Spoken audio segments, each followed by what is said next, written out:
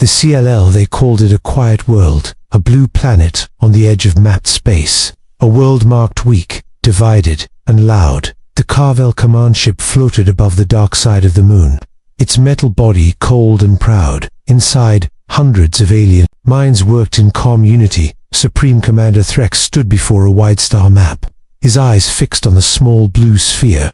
Earth, this is the one, he said, a noisy species, always fighting itself. The data came from old signals, human wars, human fear, human anger. To the Carvel, it looked simple, a world full of voices but no strength. The fleet had conquered stronger planets, worlds with shields, armies, and ancient weapons. Those worlds screamed when the Carvel arrived. This one would not even scream. The commander raised one claw and gave the order. Send the call. A powerful signal burst from the ship. It moved faster than light. It carried a message meant to break hope. Earth to signal said, "You are surrounded. Surrender, and you will be spared." The fleet waited. Seconds passed, then minutes. No answer came. The aliens watched the planet closely. Their scanners showed cities full of light, oceans moving, storms forming, life everywhere, but no response. Threx felt something new, not fear, not doubt, but confusion. "They heard us," he said. "Our signal reached every corner of their world. Still, nothing." Some commanders laughed softly. "They are afraid," one said. "They do not know how to answer." Threx nodded slowly. "Yes, fear makes small minds silent." The fleet moved closer. Ships spread out like hunters around prey, weapons charged but not fired. On Earth, humans watched the sky. Satellites tracked every alien movement. Screens lit up in hidden rooms across the planet. No one panicked. No one spoke to the invaders. Generals, scientists, and leaders stood together, not in large halls, but in quiet rooms. A woman in a dark uniform looked at the data. "They took the bait," she said. Beside her, an old man smiled slightly. "Let them think we are weak." Back in orbit, the Carvel fleet began its descent. Small ships broke away and moved toward the surface. Still no human message came. "This world is empty of courage," Threx said. "They hide behind silence." The first landing ships entered the atmosphere. Fire rolled across their hulls, yet they flew smoothly, confident and proud. Cities below did not fire. No missiles rose. No fighters appeared. The aliens saw empty streets and dark buildings. They believed the humans had run. But deep underground, humans watched every step, every breath, every signal. A young officer looked nervous. "They are inside the net," he said. The woman nodded. "Wait." High above, Threx felt satisfied. The invasion was already won in his mind. No resistance meant no threat. He turned away from the window. "Prepare full landing," he ordered. At that exact moment, a soft human voice echoed in a hidden room on Earth. "Let them come closer." The words were calm, almost kind, and in space, the wrong world waited. The silent RESPO and SCIT, the landing ships, touched the ground slowly. Their metal legs pressed into human soil. Dust rose, then settled. The Carvel warriors stepped out, tall, armored, and armed. They expected screams. They heard nothing. The city around them was quiet. Buildings stood tall and empty. Lights blinked without people. "This is strange," one officer said. "A world this full should be loud." Commander Threx watched through live feed. His sharp eyes scanned every street, every window. "Fear makes them hide." He replied, "They will kneel soon." The ground teams moved forward, weapons ready, eyes alert. Their scanners showed no enemies, no heat signs, no movement, only silence. Inside the ship still in orbit, engineers noticed small problems, a delay in signal, a soft static in their systems. "Minor interference," they said. "This world has weak tech." They ignored it. On Earth, far below the surface, human screens filled with data, alien positions, heart rates, weapon charge levels, everything was visible. A quiet room held many minds. No shouting, no panic. A man leaned closer to the screen. "They're spreading out," he said. "Good," the woman replied. "Let them feel safe." Back on the streets, an alien patrol entered a large building. Doors opened without force. Inside, chairs were still warm. Food still sat on tables, as if people had just left. "This feels wrong," a soldier whispered. His commander turned. "Stay focused." he said. Humans are weak. Suddenly, one soldier froze. His armor lights flickered, then went dark. Report, the commander ordered. No answer came. The soldier collapsed slowly, not dead, but unmoving. Another alien rushed to help. His own systems failed. He fell beside him. Fear spread for the first time. Command, we are losing power, the officer said. Something is interfering. In orbit, alarms began to sound. Soft at first, then louder. Navigation screens glittered. Weapons went offline. Communication lines broke. Commander Threx stepped forward. What's happening? He demanded. An engineer looked up. Shaken. Our systems are being touched. Not attacked. Touched. That word stayed in the air on Earth. A young human technician smiled. They see it now, he said. Still, humans said nothing to the enemy. Back on the ground, the remaining alien soldiers pulled back, dragging their silent comrades. The city felt alive now, not with people, but with watching eyes. Cameras followed every move. Signals wrapped around every thought. The aliens felt it. This world is watching us. One whispered. Commander Threx's voice came through broken comms. Hold position. He ordered. This is a test, but doubt had entered his mind. He remembered the silence, the empty streets, the calm skies. No world ever stayed this quiet before death.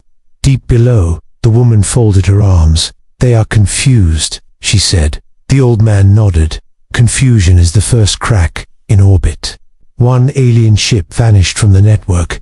No explosion, no sound. It was simply gone. Threx stared at the screen. His claws tightened. This world, he said slowly, is not what we were promised. And Earth remained silent. The Therapy Commander Threx felt the pressure rise inside his chest, not from battle, but from not understanding. Another ship disappeared from the fleet map. No fire, no warning, just silence.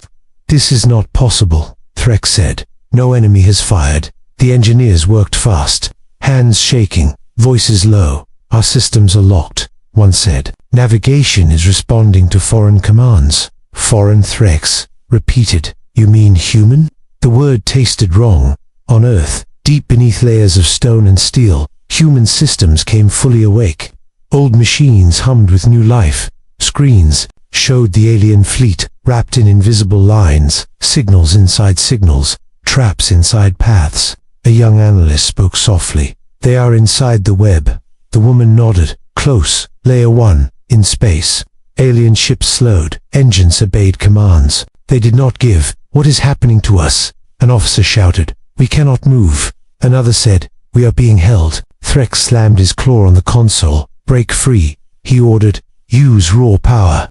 They tried. Energy surged. Systems burned hot. Nothing worked. On the ground, the alien soldiers tried to retreat to their ships, but doors would not open. Signals would not answer. The city around them changed. Walls shifted. Lights turned red. Paths they had walked before now led nowhere. This world is alive, one soldier said. This world thinks. His commander tried to respond, but his words never left his mouth. On Earth, humans watched calmly. No cheering, no smiles. This was not revenge. This was routine. The old man spoke. They stepped where we wanted. The woman replied. They always do. Far above, Threx finally understood the silence. It was not fear, it was patience. Humans studied us, he said slowly. They waited. An engineer looked at him in horror. They know our tech. They know our minds. Yes, Threx said. They learned. A warning flashed across all alien screens, written in symbols older than their empire. It was their own language. How do they know this? Someone whispered. On Earth. A technician answered the question. No one could hear. You broadcast everything, he said. You never stopped talking.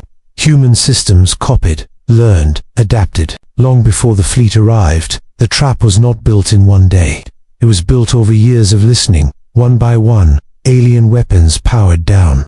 Shields faded. Escape routes vanished. Threx watched his fleet fall apart without a single shot fired. This is not war, he said. This is capture on the ground.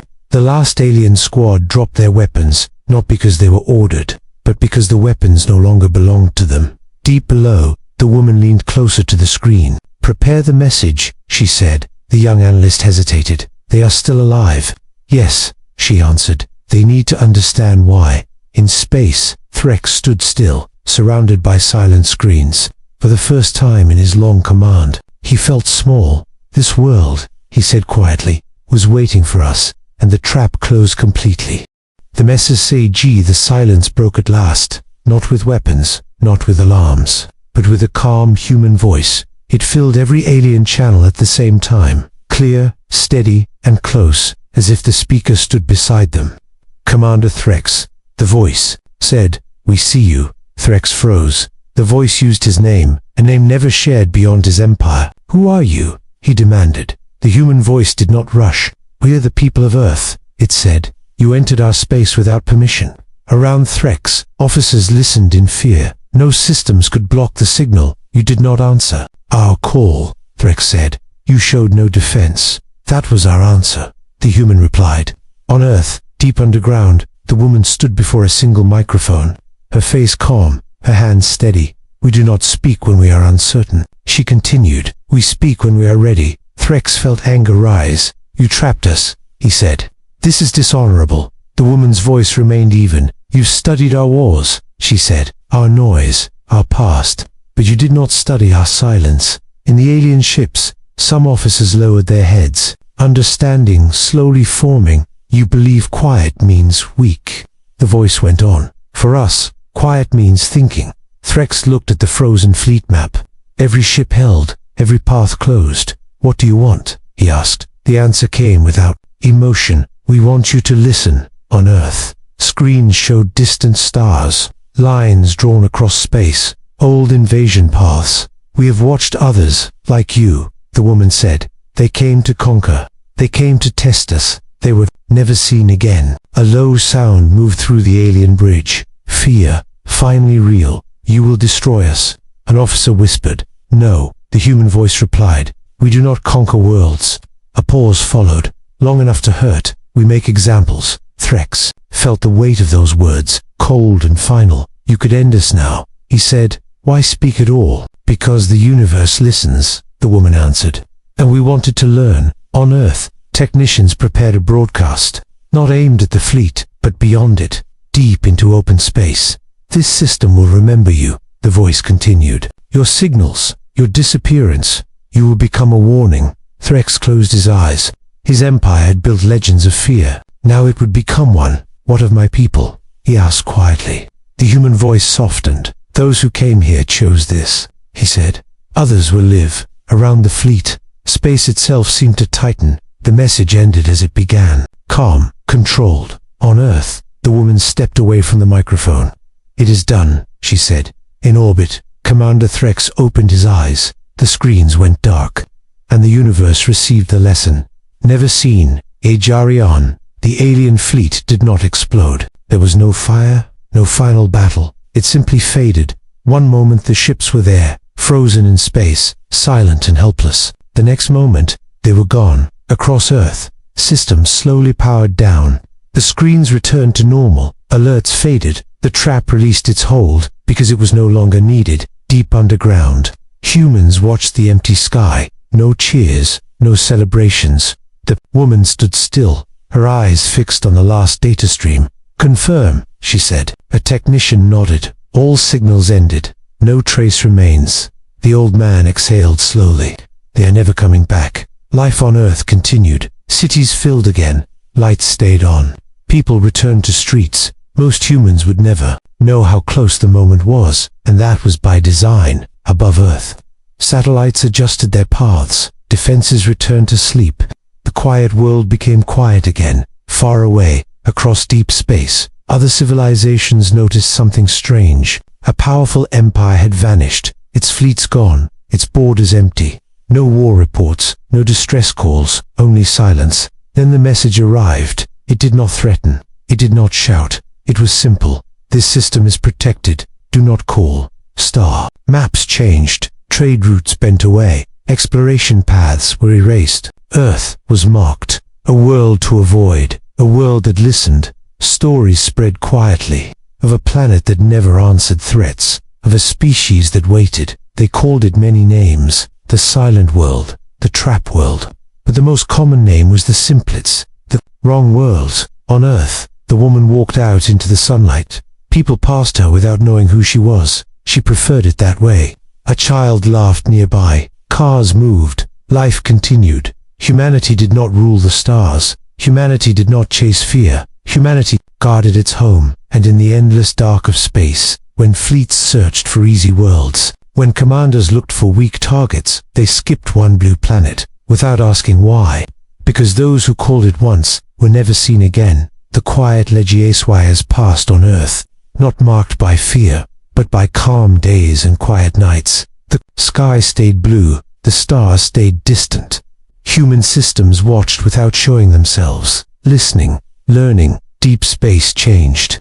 Empires spoke softer. Fleets moved slower. No one sent blind threats anymore. No one called unknown worlds without care. The universe remembered. On Earth, new generations grew. They learned history, but not everything. Some truths stayed buried, not to hide fear, but to protect peace. In hidden rooms, old machines still breathed softly. Waiting, a young officer asked once, "Will they come again?" The woman, older now, answered calmly, "Someone always tries." "Then what?" the officer asked. She looked at the stars. "Then we stay quiet." She said, far away, a small, alien probe drifted near human space. It scanned, it listened, it sent no message. It turned away. The warning worked. Earth did not chase enemies. Earth did not hunt. Earth waited, because humans had learned something simple. Noise invites danger. Silence invites mistakes, and mistakes bring enemies closer in the dark between stars. Old records spoke of a vanished fleet, of a world that never answered threats. Those records ended the same way. Do not call on Earth. The sun rose, children laughed, life moved forward, humanity stayed human, careful, patient, and somewhere in the deep unknown. A commander studied star maps, searching for weak worlds. He paused at one blue mark, then moved on. The quiet legacy held.